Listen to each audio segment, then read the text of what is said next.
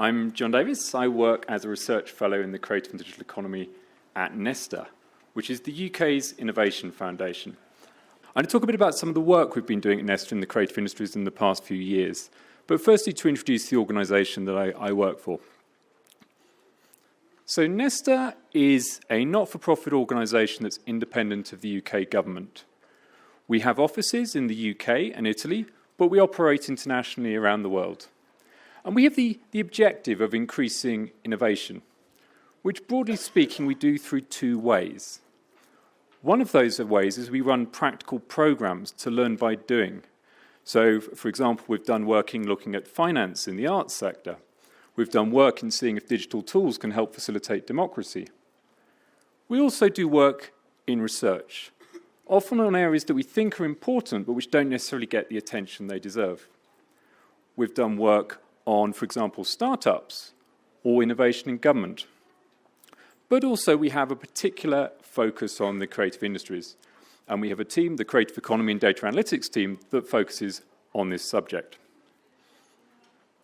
And before I get into some of the work we're doing, some general reflections on the creative sector, which echo many which we've heard over the past day or so. So I think one, it's an exciting time to be working on the creative industries in the UK because it's one of the fastest growing sectors of the economy. It's also a sector where there's growing demand internationally as populations increase, as the world gets richer. There's a bigger market out there for creative content. And if we think about why we might be interested in terms of creative work in future, why it might be important, one of the reasons for that is automation, which has been going on for a while, is likely to become increasingly important. And creative jobs often have the characteristic, which is a good characteristic for the future, that they are perhaps resistant to automation and less likely, so therefore more likely to be with us in the longer term. In terms of some of the characteristics of creative activity, human talent is kind of important in all parts of the economy.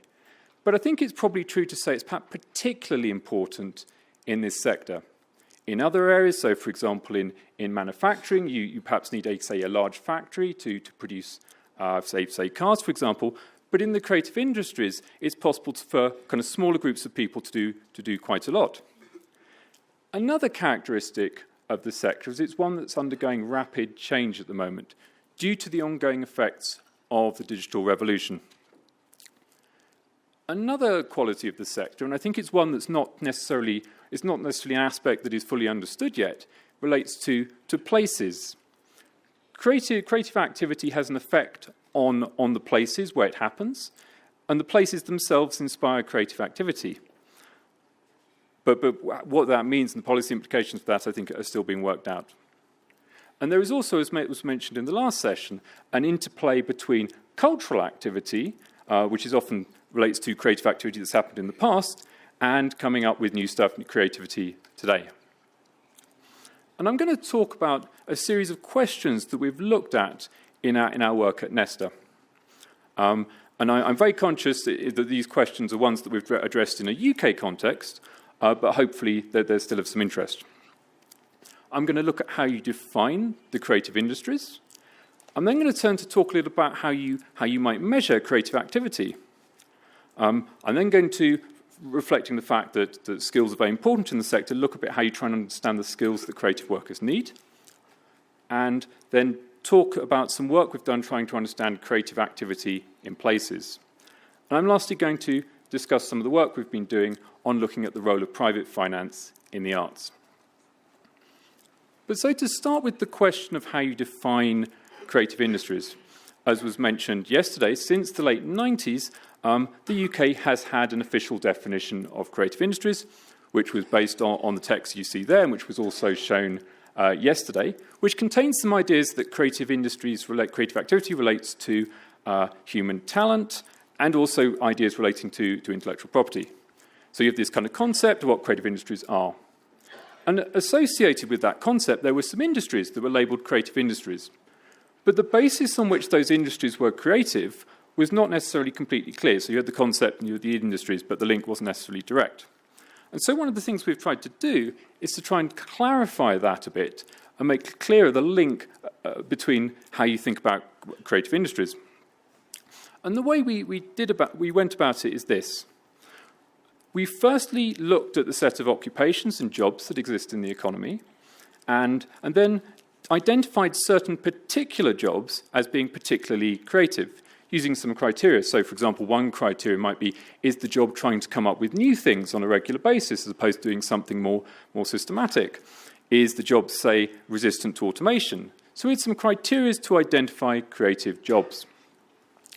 And then we took those jobs and looked at which industries employed high proportions of workers in those jobs.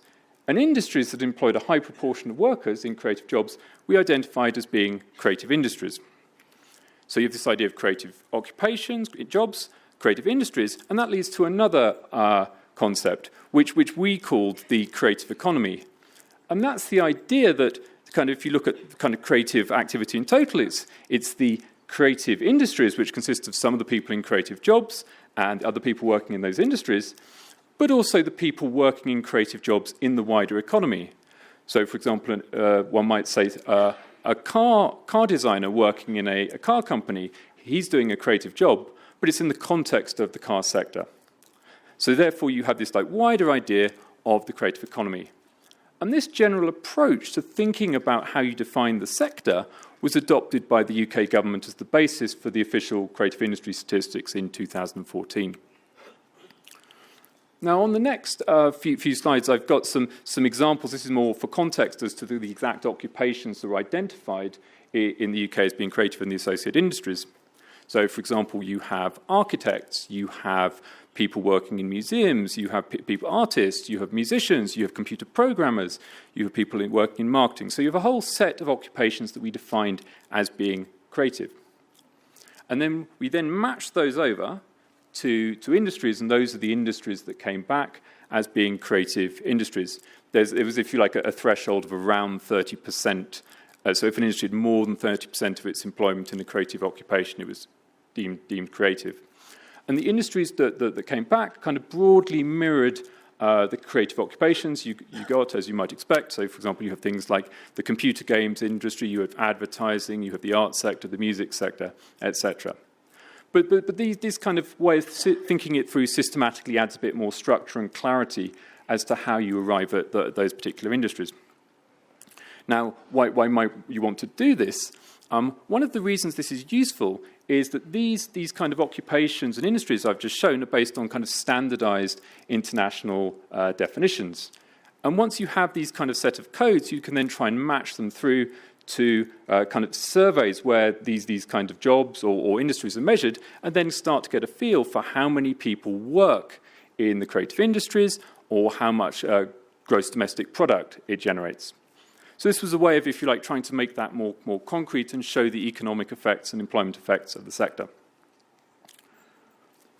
But that's still looking at creative activity at quite a high level. It's much richer and more complicated than that, as we all know. And there are some challenges in understanding the sector. It's one of the things that makes it very interesting, but they're also quite tricky questions. So one of the challenges of the sector is it's quite diverse. It contains a lot of different things within it. So, for example, we have, say, very digital activities like the game sector, and perhaps more physical-based ones like aspects of fine art, for example.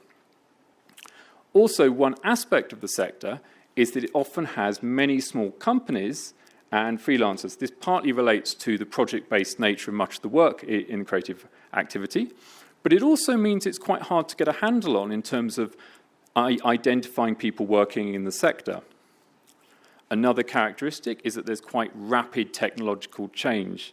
So the tools that creative use can sometimes change quite quickly, and digital technology can itself disrupt the sector. And all of this means there are challenges in understanding creative activity in more detail.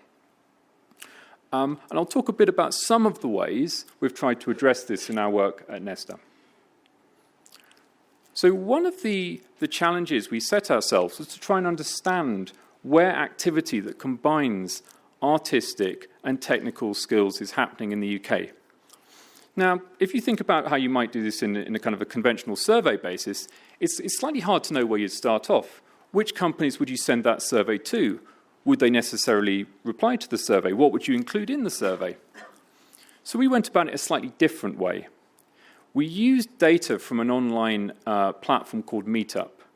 Meetup is an it's a global internet site where people kind of arrange to meet up to discuss topics that are of interest to them. These groups have like location information. They also have the topics that the groups are discussing. And we then used information on activities that we knew combined artistic and technological skills. So, for example, in animation, visual effects, computer graphics, on the kinds of software that these people were using to then try and work out where in the UK this activity was happening. And so you've got some examples there. We were able to kind of identify particular towns and cities where this was happening. Because the groups actually have location information, we can start to see where the activity is happening within the city as well. We also were able to pull out some things that I think many people have a sense is going on, but it's not necessarily clear how you'd evidence it. And one of the things that came out of it is the idea that the digital revolution is leading to convergence between different areas. What this picture, this slightly busy ball of wool looking like picture on the screen is showing you is basically meetup groups in London that we identified as involving artistic and technological skills. Each dot is a meetup group. The groups are connected if at least 10 people that were members of one meetup group were members of another. And you can see from the way it's all connected that some of the people involved in data visualization were involved in computer games design. Some of the people involved in computer games design involved virtual reality. Some of the people involved in virtual reality were involved in product design. Some of the people involved in product design were involved in digital filmmaking. Some of those involved in digital photography. So there's this sense in which the digital technology is leading to convergence between many fields. But that's something we have an intuitive sense for. But it would be hard to see but for this kind of data that we were able to get off the web. And we've done other work in this space, looking at kind of how different groups are connected across the country. And also, because I'm conscious some of these things relate to people being on certain internet platforms, which is quite limiting because it's self-selecting. So other approaches we've used, which works if companies have websites, is we use the information on company websites to look at the text information to identify the activities they're doing and whether that's creative or not. In the area of computer games, we used the fact that people love computer games and documented extensively on websites which games they've played and the companies that made them to try and get a better feel for what companies were part of the UK computer games industry. So we've used this approach in a few areas now. Going back to the idea that skills are very important to the sector. If you want to try and understand what skills creatives need, there are different ways you could go about it. One way is you could go to talk to lots of employers and ask them what skills do they want. But that would be quite time-consuming. The employers perhaps have got other things to do than talk to you. How would you structure that kind of interview? It would be quite time-consuming and costly to do it. So we adopted a different approach. And this is, again, an approach which is based on existing digital information, which is out there on the internet, and it has that limitation. But it was able to give us some insights. So what we did instead was we used the online job adverts that companies were posting and analysed the text information in that. So we got data in the UK on several million job adverts that had been generated. Because those job adverts have text information, we can then analyse the skills that employers are asking for. And we can take a whole set of jobs and go, these set of jobs are having like particular skills, and they're quite similar, and these other jobs have got skills that are slightly different as well. And using techniques from machine learning, we can start to try and work out how different jobs are related and the skills they require. And in terms of how we communicated that, so we write lots of reports on Nesta, and reports are great, but sometimes we think that it's perhaps useful, particularly when the data is quite complicated, it's useful to try and take a different approach to communicating it. And the way we went about it was in this case, we built a website, and the website's online, and you should be able to have a look at it. And what we did is we built a tool that when you put in the job, and to be clear, this is jobs across the entire economy. It's not just the creative industries we did this for.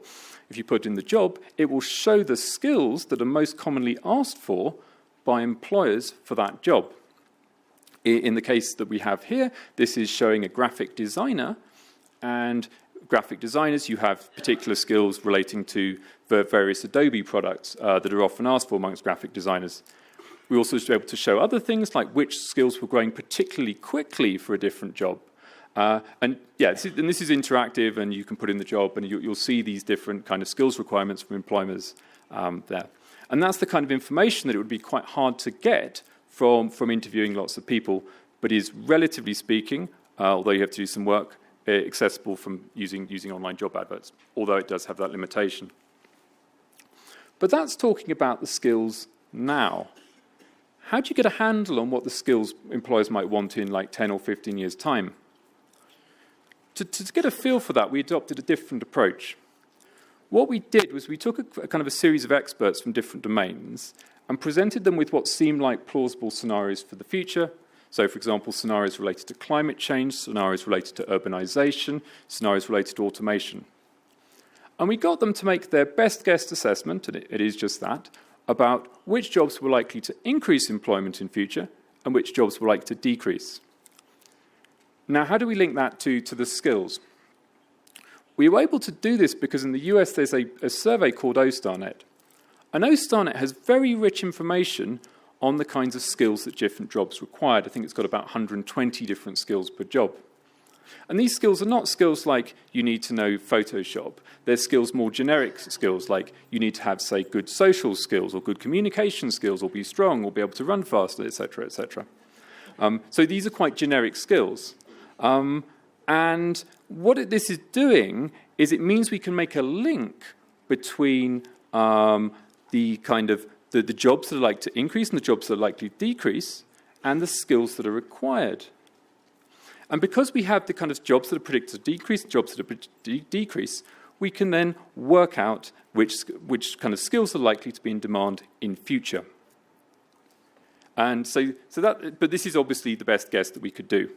But this is a message for the creative industries, this piece of work. What this is showing you is jobs that are related, skills that are likely to expected to increase in future and associated with jobs that are likely to increase in future. And one of the skills that are likely to, is associated with expected growth in employment in future is originality, which is a skill that's central to creative work. Another skill is that, these are on the left are the ones that are increasing and the ones that are on the right are ones that are decreasing. And so there you have originality, which is an idea that's central to creative work, and it's one that's there's likely to be more employment for people with that skill in future. And you also have active learning, which is another characteristic of creative work. And again, that suggests a positive outlook for creative work in future.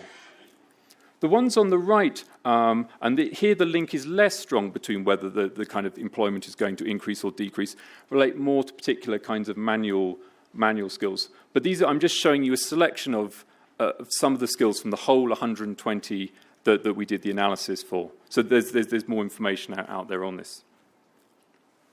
So I've talked a little bit about measuring the creative industries. I've talked a little bit about skills. I'm now going to talk a bit about places and how you try and understand creative activity in places. And I'm going to do this using a particular example that we've worked on recently at Nesta. In London recently, there's been a debate as to whether nightlife is dying, whether kind of nightlife is leaving the centre of London, the centre of London is becoming boring and not an interesting place to go. And there's been lots of press coverage, lots of debate about this. But there hasn't actually been that much evidence about it. And the London mayor kind of recognised it was an important issue by setting up a commission. And the way we went about it was we used the approach of we realised that if we looked at listings websites, we could identify where nightlife has been happening in the UK in the past and how it's changing. And because the data was already available, it was already out there on the internet. And to try and bring this topic to life, we built an interactive map. And again, so this is what you can see on the screen. This is London. The kind of orange dots are venues that are open. The purple dots are venues that are closed. There's a little slider. And again, this is online, and you can have a play around with it. If you move the slider, you have the venues going from open to being closed over the past 10 years. So if you like trying to bring this issue of where this particular kind of creative activity, nightlife, is happening in cities to life. And hopefully this will work, you can play back 10 years of London kind of club venues and closures. So we'll get there in the end. the map could this is basically showing, for example, that say the West End in London, the nightlife, a lot of that's more closed down, but still in the East, there's more active nightlife. Now, and we're also able to, so there was debate about it moving a long way out. We were able to show that actually the venues that are open are actually not that far from central London. So actually, there is some evidence that London nightlife isn't in such bad health, rather. Now, I present this example not because I think that the issue of London nightlife is replicated in many cities around the world, but because it's showing how you can try and get a handle on using these kind of available data sources that are already out there when people list things on the internet to understand where creative activity is happening in cities. And then you can try and make these issues more tangible by plotting it on a map and showing how it's changing over time. Something that you can see on the map, which when it's live on the internet, but I can't show on the slides, is actually there's some questions about the data quality, for example. Me and my colleague that did this piece of work, we didn't visit every venue to make sure we'd got it in the right place, although that might have been interesting. So what we did instead was there's a functionality on the map that you can press on the venue, and the venue will say, is this the right location? Is this the right name? So the map allows us to get feedback as to whether we've got the location right. Yeah. So I'm lastly going to talk a little bit about the role of private investment in the arts. And so I mentioned that we do practical program work at Nesta. And one of the areas we've done that is in the area of impact investment. That being investment that's trying to make a commercial return, but is also trying to achieve wider social benefits. And for the past few years, we've run something called an Arts Impact Fund. And the Arts Impact Fund has been making renewable finance investments in a number of arts and cultural organisations. And it has the objective of both increasing the capability of arts and cultural organisations to engage with this kind of finance, but also to, as a result, increase the diversity of their income streams, which will hopefully make them more sustainable in future. The funding for this programme doesn't just come from us, it comes from a charitable foundation, it also comes from a bank. So there's a range of funders involved, and I'll come back to that. But these are typically loans of about 3 to 5 years, and they're done with the objective of making the money back. But why might we want to do this? One of the reasons is that only a small proportion of arts and cultural organisations engage with financial issues. To rephrase that, with this particular kind of borrowing for investment, rather. So only about 15% of arts and cultural organisations have engaged in this kind of repayable finance. Now, as to what those that do, it's often for the reason that perhaps they've got a cash shortfall, so they need to make the money up somehow. Some of it's more for long-term strategic investment or refurbishment. But if you look at the reasons why arts and cultural organisations don't engage with repayable finance, so there are a variety. Some of those reasons are the very understandable reasons and very good reasons that actually the activity that the arts and cultural organisation does is not commercial. You just would not be able to kind of take out a loan to finance that kind of activity because it's not going to generate money, it's not what it's about, it wouldn't fit at all. But some of the other reasons relate to the experience of people that work in arts and cultural organisations with engaging with this kind of finance. So for example, this chart is showing you the reasons people who work in arts and cultural organisations gave for not engaging with repayable finance, and some of the reasons relate to capacity and lack of experience.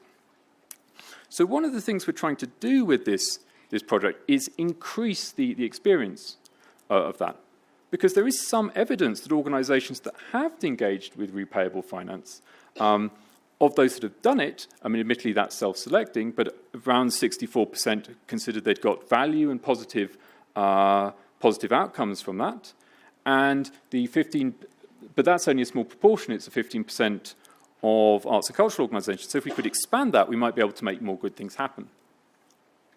And to give some, because I'm consciously talking about this can be quite abstract unless I talk about some of the actual organisations involved. So, for example, we've been engaged in funding a theatre to refurbish a derelict building next door to it, so it can turn it into a restaurant, which can then earn money for the theatre.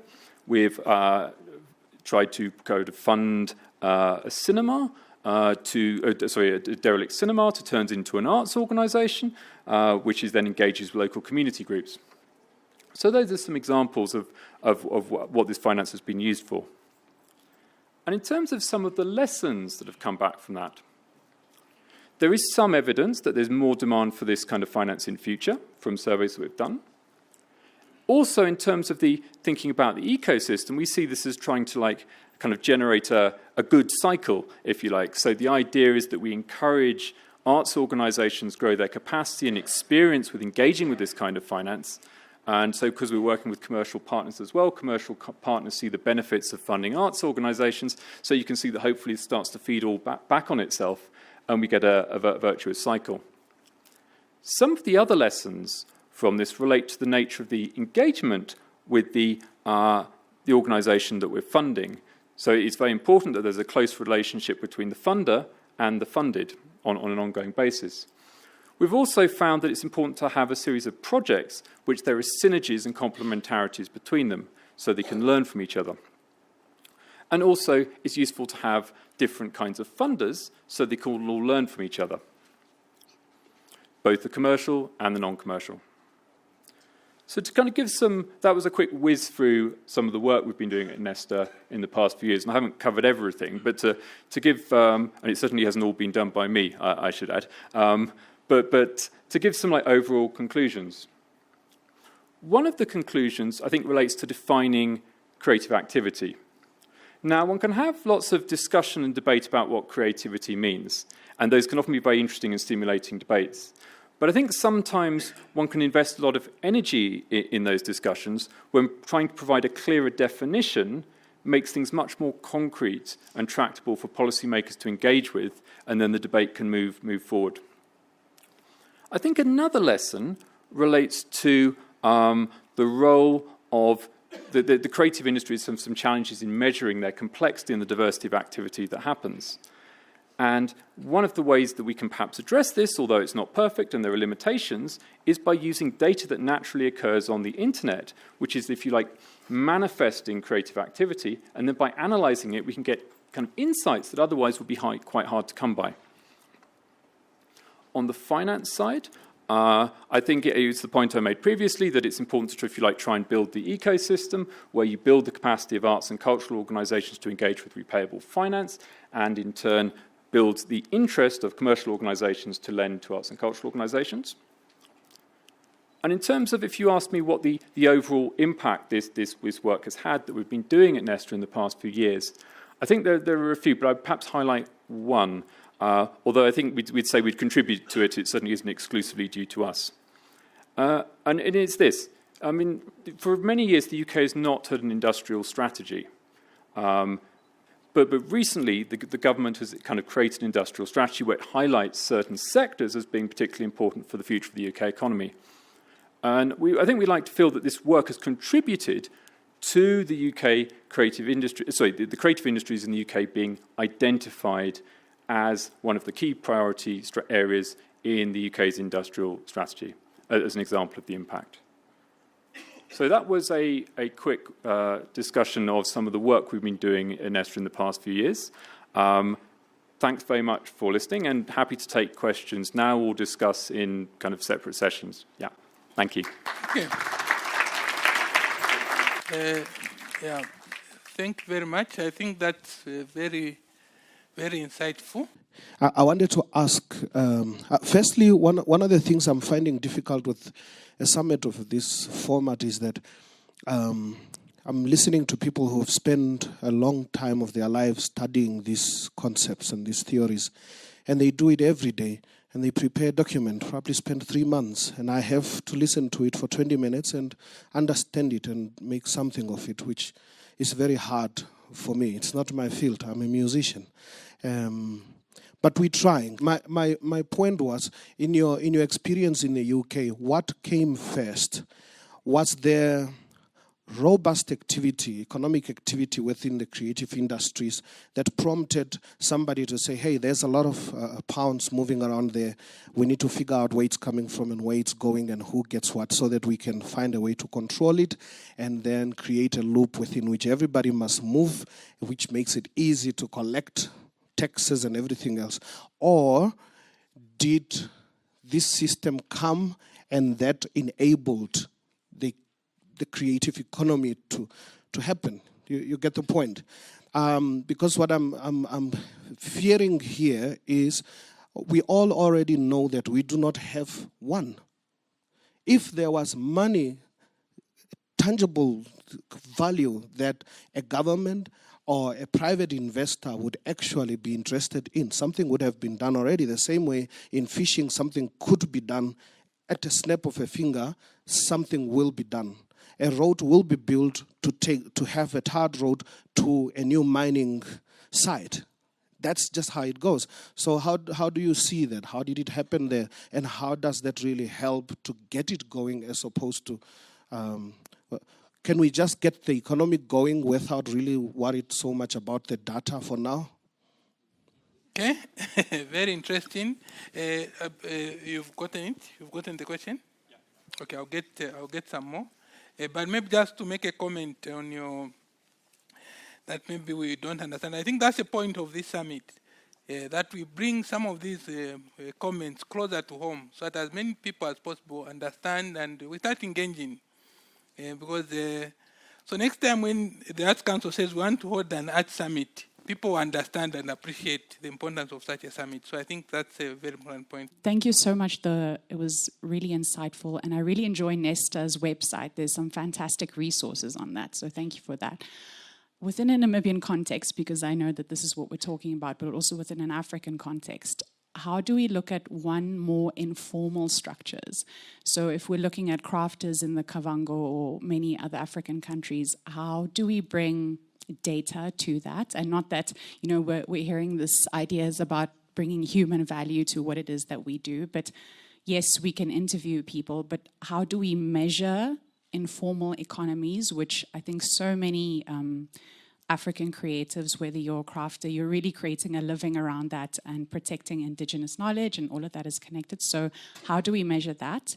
I don't think I really have a question. It's just comments.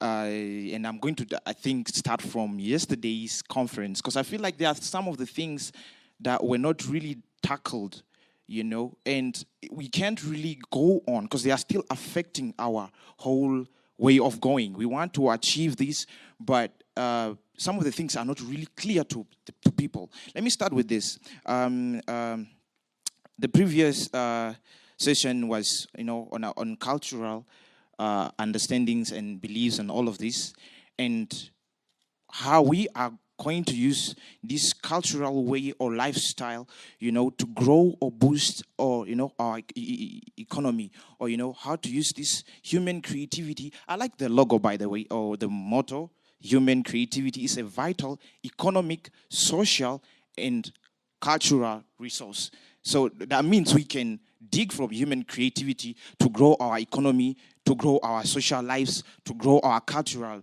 way or way of living. So still my comment is here that I've realized, I'm not saying I'm correct, I'm still speaking under correction, and we can, really talk about it. Even before I stood up, I wanted to also make a proposal, that because sometimes I feel like somebody asks a question, but there are artists, there are people in the congregation that went through the same thing, and they have overcome or achieved it. But most of the time, they don't really get an opportunity to, comment or answer to the fellows' questions. It's just today. Okay, but let me come back to my point. So the main thing that I want to talk about here is culture. So culture in us as Africans is a beautiful thing. It's our way of living. We found joy in it. We socialize this way. But at the same time now, from my point of view, currently, I'm an architectural draftsperson, or you can say an architect, and I'm currently studying, rural development and regional planning. And we have found out that still culture is the main blockway that is affecting development. Okay, and again, at this point, we gotta even define development. I like when the previous speaker said development is a way of, let me just quote her correctly, so we get there. Go to the question. We don't have time. Yeah, just go to the question, and if you can stick to the previous immediate past presentation, it will be helpful. Okay, let me not go there. Yes, so it's a bit, culture is a bit preventing so many things, because even like the way we sometimes go into the communities and try to explain this thing, which is for their benefit, their cultures are not allowing it, you see. So, but from my point of view, culture should evolve. Even if we had to look at our forefathers, the way they did their agriculture, the way they did their thing, it was somehow evolving. But currently, many people don't want to evolve, and you cannot grow without evolving. You cannot go ahead without evolving. Let me say the way they used to cultivate and plow, they grow from there. But currently, these things cannot work if we are not going to blend in them together. I'm not saying let's lose our culture. Culture is really important. But we have to look at so many ways of, accepting growth, accepting technology, accepting this thing, and, blending it. So culture and development could all go together. So, but, yes. Okay, thank you. Thank you. Thank you very much. I understand that we want to express ourselves, but let's go to the point. Members are free to react to other comments. We are not stopping. So if you feel one person made a comment, you can indicate and we can give you the platform. Thank you. So my question comes from a very spiritual place, and it is one of value.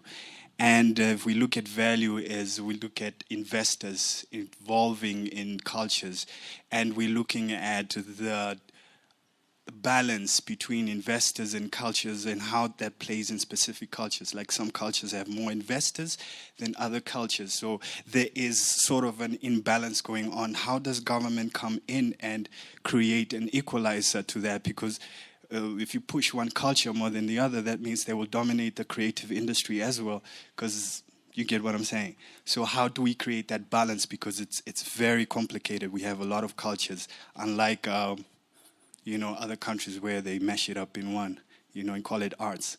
So here we're talking about heritage, which is our pride, and we need to balance it out. How do we balance it out within government? Because this is national. Local level is fine. Organizers can do their thing, but on national level, we should focus more on balancing the imbalance of culture distribution. On the first question, what I would say is that it's been the case that the creative economy has already been happening before, if you like, this data analysis has been done. It's not the data analysis that's led to the creative activity. If you then ask the question, well, why is it useful to do this kind of work? I think I would say is that things may be happening, but policymakers and the wider business community may not necessarily know about it. Going back to the point about the finance that I was talking about, many financial organisations don't engage with arts and cultural organisations in the UK because they have no experience of it. It's not what they know. And a lot of this work is trying to increase the visibility of stuff that's already happening, and therefore trying to make more of the good stuff happen, if you see what I mean. But to give an example, in the UK, there was a kind of, if you like, a tech hub that was happening in East London, but people in the sector knew about it, but the wider investment community, the wider business community didn't necessarily, and therefore some work, which wasn't actually, I wouldn't say it was done by Nesta, it was done by others, identified this, and as a result, that area got greater attention and has grown a lot more subsequently. So I think it's building on what's happening already. It's not that the data leads to more activity. The activity, well, it does, but more activity has to be there in the first place, if you see what I mean. Yeah. On the second question about mapping kind of cultural collaborations at maybe a local level, In a sense, the examples I'm to informal collaborations, they're outside like kind of formal structures. In a sense, the example I gave of meetup groups is one concrete example of that, in that these are formal meetings of people. They're not within a particular structure or a company. Obviously, it's cheating a little bit because they're, in a sense, mediated by a digital platform. To answer the harder question of how you do it when it's not mediated through a digital platform and it's just people meeting and it's something.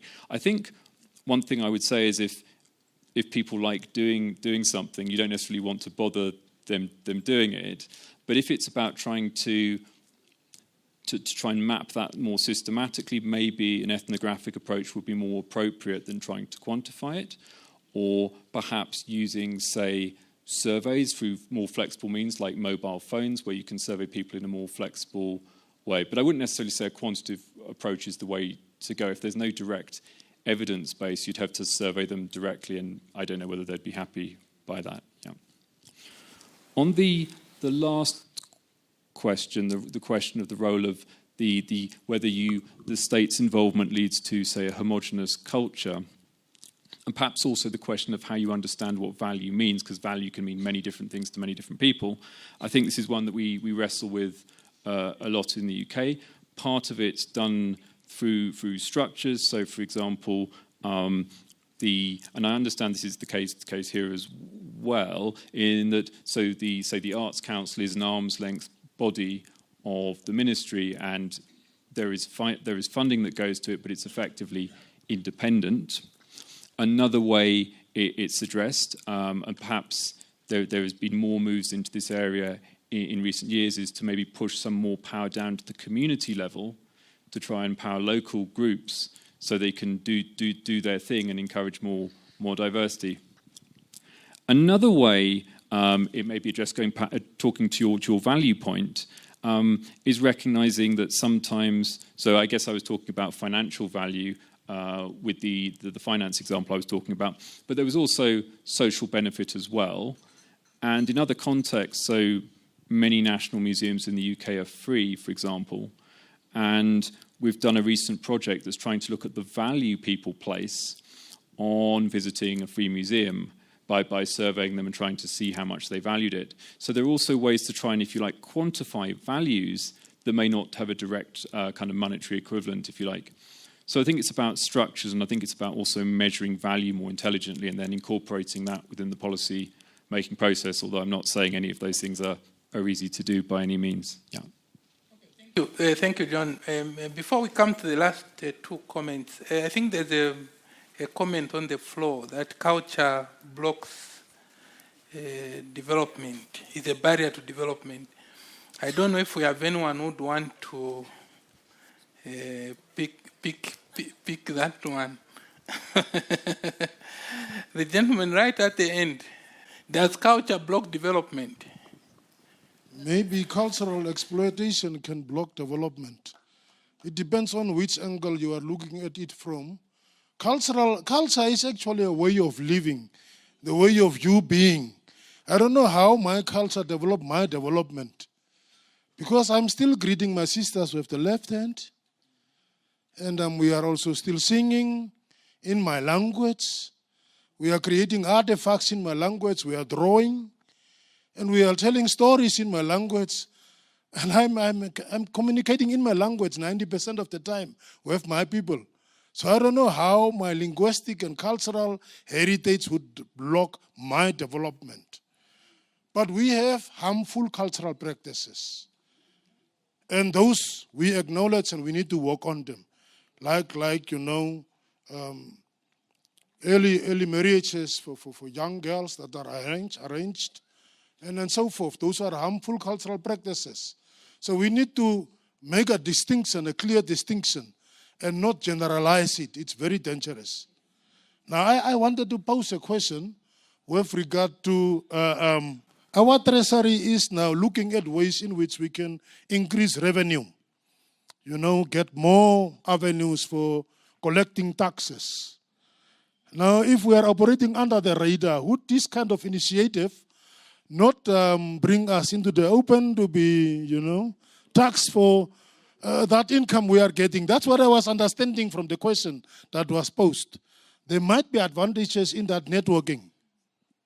Yeah, there might be advantages because there would be, exchange of knowledge and information and so forth. But is there perhaps not a danger? Did that not happen in your country? After this mapping and so on came to the fore. Mine is more of a comment, and I have a question also. It's in the topic of inclusion and contextualization. So first of all, in terms of inclusion, I've understood and looked around the art scene in Nigeria, my country. It tends to be very elitist. I've seen the work, the British Council does. It excludes the low guys, the people at the bottom of the pyramid, who are actually very, very creative, much more creative than the people you see on the papers, you see on the internet, and some of these organizations put them up there and give them access to financing and give them support. Now, contextualization, the second very important part. We are not Germany, we are not the UK, we are not Australia. Some of these requirements, some of these bottlenecks and red tape that are required for artists to access the kind of investment that David is talking about, they're not contextualized to our African context. And I am saying this from also my own standpoint as a startup entrepreneur. We want to superimpose Silicon Valley aesthetics, but that's not real to us. A typical example, there's a saying, if you want to start, I'll go to my question. It's very important. Okay. If we want to start Sorry, I'm just worried that you preempt your panel presentation this afternoon. Not really. So they say, if you want to start a business, borrow from your family and friends. It's called the lean startup mechanism. My auntie sold food in the local market. Where's she going to get $5,000 to give me to start a business?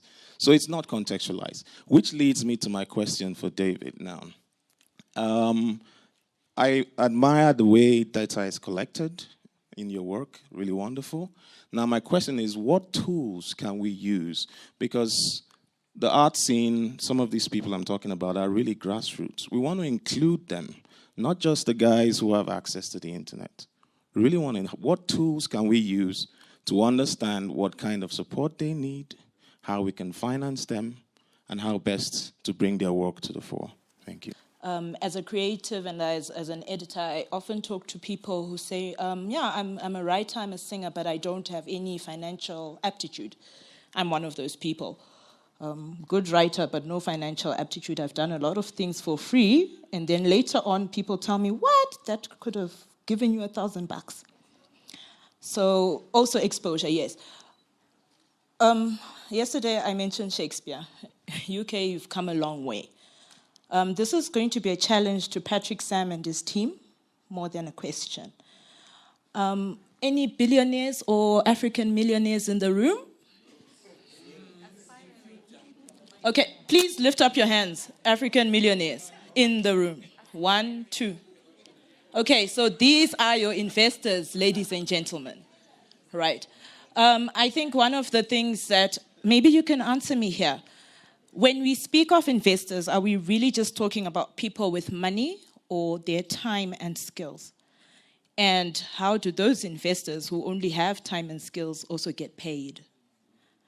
Is there maybe a business model that we could develop, maybe from this summit, whereby I can invest my editing skills to someone who can't pay me, but I get paid in the future in one way or another? And also, yeah, can we get millionaires in the next summit to attend because they are the investors? So on the question of, I guess whether these kind of techniques that I'm showing you are going to lead to the exposure of lots of commercial activity that's under the radar, and that then getting taxed. My view would be not on the basis of anything we've done in the UK. Some of these activities, so I was talking about those groups, they're effectively non-commercial activities, so they wouldn't get taxed. I also think it's quite an insightful question because actually, if you think about what's publicly available on websites, okay, there is often price information, but transaction information is typically completely hidden and private to the website, and therefore that's not the sort of thing we could see from the kind of analysis that I've been doing. You get into questions related to things like Bitcoin and cryptocurrencies where those transactions are more, in some sense, more transparent, but also in a sense quasi-anonymized as well. But yeah, that's a slightly different game to what I've been talking about here. So my initial reaction would be, no, it wouldn't lead to commercial activities being covered, the kind of things I've been talking about, because it's not typically that well documented on websites. You can see specific things, but you can't see kind of individual transactions. There may be exceptions to that, but in general, not in the kind of work that we've done. On the question of kind of inclusion and how you bring people in and the right tools, I think I've maybe got two answers to that, and part of it relates to some work that we've done at Nesta that I actually haven't talked about.